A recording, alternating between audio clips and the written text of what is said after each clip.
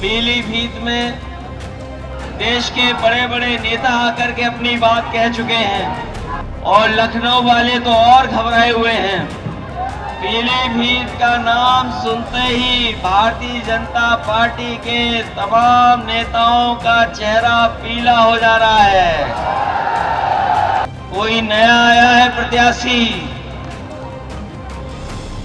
जो कह रहा है कि हमें अगर पहले पता होता कि हमें चुनाव लड़ना है तो हम मुंबई बना देते पीलीभीत को।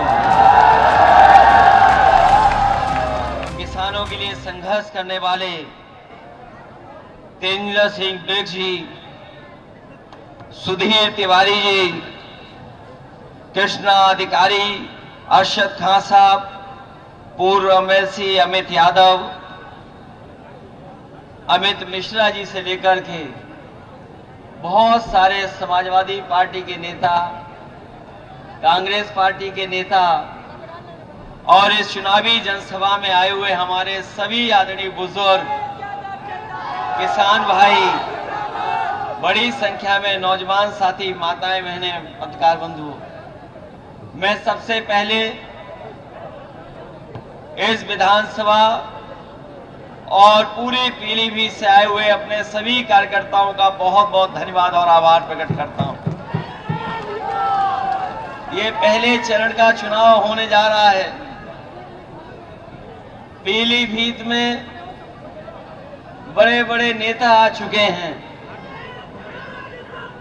देश के बड़े बड़े नेता आकर के अपनी बात कह चुके हैं और लखनऊ वाले तो और घबराए हुए हैं। पीलीभीत का नाम सुनते ही उनका चेहरा पीला हो जा रहा है।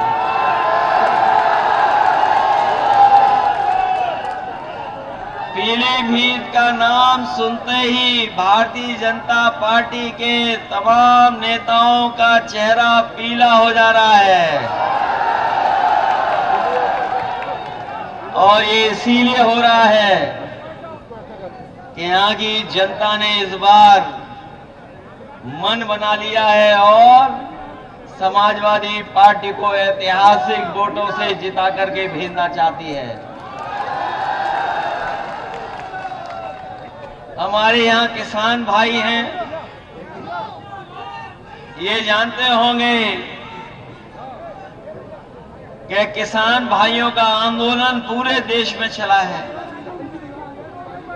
कोई ऐसा किसान नेता नहीं जो किसान आंदोलन से न जुड़ गया हो और जो लोग दिल्ली या बाहर जाकर के आंदोलन नहीं कर पाए, उनका भी समर्थन किसान आंदोलन में रहा। यहाँ के लोगों ने किसान आंदोलन को और मजबूत बनाने के लिए जो कुछ कर सकते थे और अपने सिख भाई इस आंदोलन को सफल बनाने के लिए जो भी अपना तन मन धन लगा सकते थे, उन्होंने लगा करके इस आंदोलन को बढ़ाने का काम किया था। बीजेपी के लोगों ने 3 काले कानून लाए थे। वो काले कानून इसीलिए वापस हो गए थे कि वो किसानों की ताकत से घबरा गए थे। जो लोग किसानों की बात कर रहे थे, आप में से बहुत लोग जानते होंगे, जो किसानों के पक्ष में कह रहे थे उन्हें पीछे कर दिया।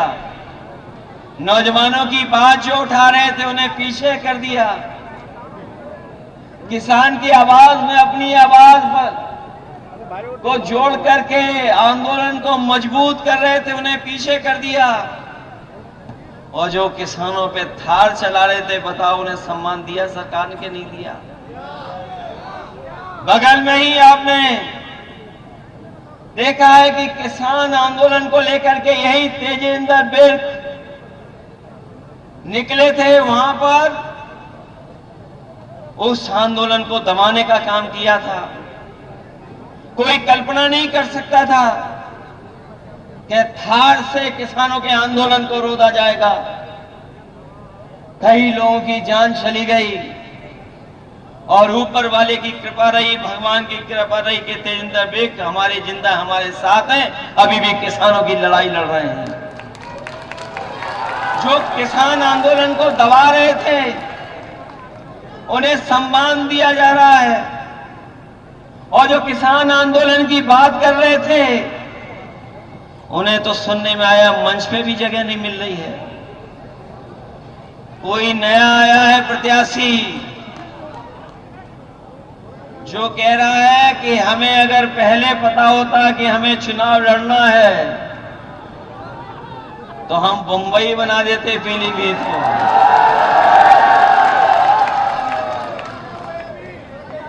ये कौन सी बात है भाई कि प्रत्याशी कह रहे थे, बीजेपी के प्रत्याशी कह रहे हैं कि उन्हें पहले ही पता होता तो वो बंबई बना देते। हम उनसे कहते हैं इसको बंबई मत बनाओ, बंबई का जो काम होता है थोड़ा वो ही करके दिखा दो यहां पर। वैसे तो हमारी बंबई शहर अर्थव्यवस्था की राजधानी है, अर्थव्यवस्था के लिए जाना जाता है, राजधानी अर्थव्यवस्था की। लेकिन वहां नाच गाना भी होता है, लोग उसके लिए भी बंबई जाते हैं। ये बीजेपी के प्रत्याशी कौन सा पीलीभीत बनाना चाहते हैं, इनके बारे में पता नहीं है आपको। ये कई दल घुमाए हैं, इनका मामला सेटिंग हो जाता है तो दूसरे दल में भी चले जाते। बनने को तो कुछ और थे, बनाया तो कुछ और जाना था इन्हें, लेकिन इन्हें सड़क मंत्री बना दिया गया है। और सड़क मंत्री ही बनते बताओ कितने रुपए का घोटाला किया था, किसी को याद है? उत्तर प्रदेश के सब रिकॉर्ड तोड़ दिए थे। ट्रांसफर पोस्टिंग को लेकर के उत्तर प्रदेश के सब रिकॉर्ड टूट गए। तब इनके अधिकारी ओवैसी को हटाना पड़ा था। क्या पीलीभीत की सब सड़कें गड्ढा मुक्त हो गई हैं क्या? ये मंत्री जी बताएं, 40,000 करोड़ से ज्यादा, 40,000 करोड़ से ज्यादा पैसा गड्ढा मुक्ति में ये बीजेपी खर्च कर चुकी है। कहीं गड्ढे भर गए क्या? और जो काम समाजवादियों ने कभी किया था पुल सड़क को लेकर के, उनको भी ये सरकार पूरा नहीं कर पाई है। और अपनी जो योजनाएं चलाई गई हैं उनको भी पूरा नहीं कर पाई है सरकार। और चुनाव बाद पता नहीं कहां चले जाएंगे ये। जो मंत्री होता है उसका सांसद बनकर के दिल नहीं लगता है, इसलिए जानबूझ करके थोपा जा रहा है इन्हें कि पैसे वाले हैं चुनाव लड़ लेंगे, पैसे वाला मामला है उसमें चुनाव लड़ लेंगे। लेकिन यहां का किसान, यहां का गरीब, यहां का नौजवान बीजेपी के लोगों को सबक सिखाने जा रहा है। एक एक वोट देकर के समाजवादी पार्टी को जिताएगा। जब से ये दिल्ली वाले आए हैं महंगाई तो बढ़ाई है, और महंगाई इतनी बढ़ाई है जिसकी आप कल्पना नहीं कर सकते। महंगाई बढ़ती चली जा रही है, चाहे वो डीजल हो, पेट्रोल हो, जरूरत के सामान हो, उन सबको महंगा कर दिया सरकार ने। 2014 से लेकर के 2024 का हिसाब लगाए महंगाई का, बताओ महंगाई कितना गुना बढ़ गई है। अगर हिसाब किताब लगाओगे तो महंगाई कई गुना कई चीजों की बढ़ी है। ये सरकार महंगाई नहीं रोक रही, और जब महंगाई रोकनी थी तो इन्होंने चंदा वसूलने का काम किया। आप में से पढ़ा होगा लोगों ने कि ये दावा करने के भ्रष्टाचारी बचेंगे नहीं, लेकिन भ्रष्टाचार बढ़ाने का काम कोई कर रहा है तो वो भारतीय जनता पार्टी के लोग कर रहे हैं। और ये नया तरीका निकाला है दिल्ली वालों ने।